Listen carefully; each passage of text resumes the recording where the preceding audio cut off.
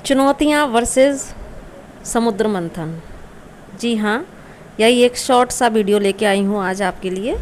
नमस्कार, मैं दीप्ति और आप देख रहे हैं आपका अपना चैनल डिवाइन मैसेंजर।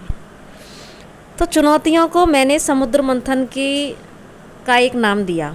आज बहुत विचार किया इस बात पर कि क्योंकि अभी मैंने परसों ही इस पर एक वीडियो बनाई थी, तो लगा कि कुछ छूटा है, तो जो भी छूट गया तो कंप्लीट करने आई हूँ कि चुनौतियाँ और समुद्र मंथन एक ही सिक्के के दो पहलू।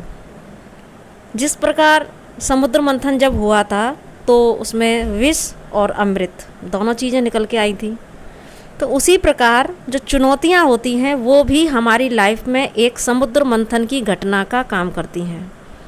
एक ऐसा समुद्र मंथन जो हमारे अंदर भी घट रहा होता है, और जब अंदर घट रहा होता है तो उसका जो प्रभाव है वो हमें हमारी बाहर भी दिख रहा होता है।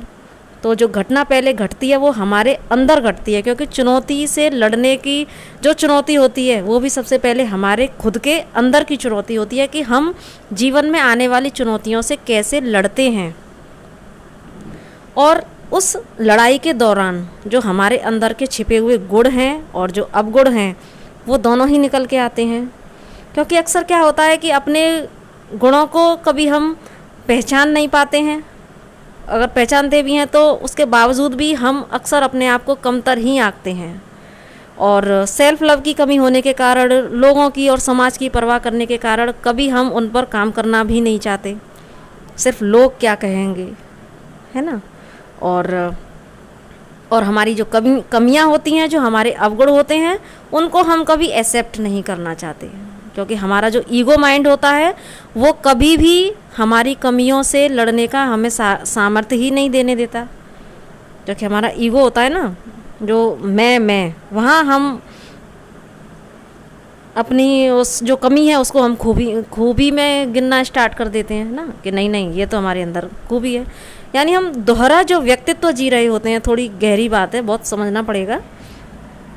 तो जब चुनौतियाँ आती हैं तो ये एक समुद्र मंथन की घटना इस प्रकार से होती है कि जब चुनौतियों से लड़ने के लिए ही गुण और अवगुण दोनों हमारे निकल के आते हैं, क्योंकि चुनौतियाँ ही हमारे अंदर की छिपी हुई, क्योंकि हमारा उस समय माइंड चल रहा होता है ना कि इन चुनौतियों से हमें कैसे लड़ना है, तभी तो अंदर के छिपा हुआ जो खजाना है वो निकल के आता है। और जो अंदर की क्योंकि तब हमारे अंदर एक शक्ति आती है, नए नए आइडियाज़ आते हैं कि हमें इनसे कैसे निपटना है। हम अपने आप को सरेंडर करते हैं प्रभु के चरणों में। जब हमारे से सारी चीज़ें छूट जाती हैं, लगता है कि अब हम नहीं लड़ पाएंगे, तब हम क्या करते हैं, तब हम सरेंडर करते हैं।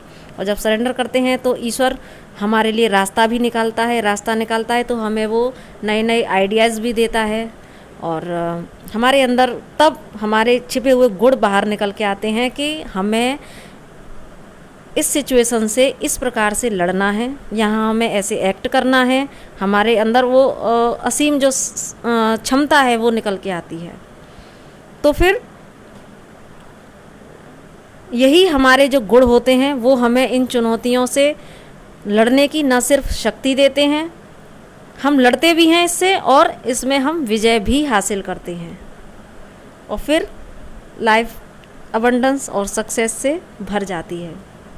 और जब आप फिर पीछे मुड़ के देखते हैं ना, तो वो जो ऐड आता है ना, दाग तो अच्छे हैं, तो उसी प्रकार फिर आप कह सकते हैं कि चुनौतियाँ तो बड़ी अच्छी हैं, जिन्होंने आज हमें हमारे असली व्यक्तित्व के रूप में निखारा है।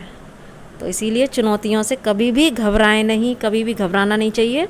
बस अपने आप को प्रभु के चरणों में समर्पित कर दीजिए कि अगर आपने ये चुनौती दी है तो आपने मेरे अंदर कुछ सामर्थ्य देखा होगा, और मैं उनसे ज़रूर लड़ पाऊँगी या लड़ पाऊँगा, और आप ही रास्ता दिखाइए। तो जब हम सरेंडर मोड में आ जाते हैं तो वो ईश्वर भी हमारी मदद करता है और हमारे अंदर की छिपी हुई सारे सामर्थ्य को, सारी शक्ति को बाहर निकाल देता है। तो यही एक पॉइंट रह गया था कि चुनौतियाँ और समुद्र मंथन, है ना। चुनौतियाँ हमारे जीवन में एक समुद्र मंथन का काम करती है। अब ये आपके ऊपर है, कभी कभी विष भी अच्छा होता है ना, और अमृत तो अच्छा होता ही है। तो विष और अमृत दोनों का फ़ायदा उठाइए, ठीक। तो बाय, टेक केयर।